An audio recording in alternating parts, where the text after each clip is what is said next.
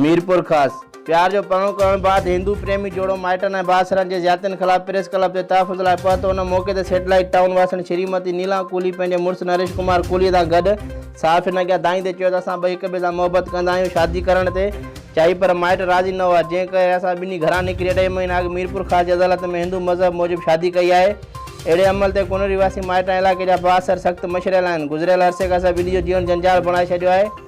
माइट मिठू कोहली, श्रीमती राजी ऐं इलाइक़े जा भाउर हनीफ चांडियो, हाजी चांडियो ऐं ॿिया असां ॿिन्ही खे कारोकारी करे क़तल करणु चाहिनि था।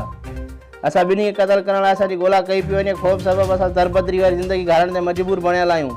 असांखे मौतमार धमकी ॾेई रहिया आहिनि ऐं मूंखे अगवा करण ऐं मुड़ुसु नरेश खे जान खां मारणु चाहिनि था। जॾहिं त असां शादी करण वक़्तु कोर्ट सगोरी में तहफ़्फ़ुज़ लाइ पिटीशन दाख़िल कराई हुई, जंहिं ते कोर्ट सगोरी पारां एसएस मीरपुर खां एसएचओ सैटेलाइट टाउन खे तहफ़्फ़ुज़ ॾियण जो हुकुम कयो, पर तंहिं हूंदे बि भाउर ऐं माइट असांखे मुख़्तलिफ़ तरीक़नि सां हिरासत करे रहिया आहिनि ऐं असां ॿीहर कोर्ट सगोरी में तहफ़्फ़ुज़ ॾियण ऐं ॼाणायल जवाबदारनि ख़िलाफ़ क़ानूनी कार्रवाई करण लाइ दरख़्वास्त दाख़िल कराई आहे। हिननि वसवारनि खां पुरज़ोर अपील कई त मामले जो नोटिस वठी ज़िंदगियुनि खे तहफ़्फ़ुज़ फ़राहम कयो वञे त जीअं ख़ुशी सां आज़ादु ज़िंदगी गुज़ारे सघूं।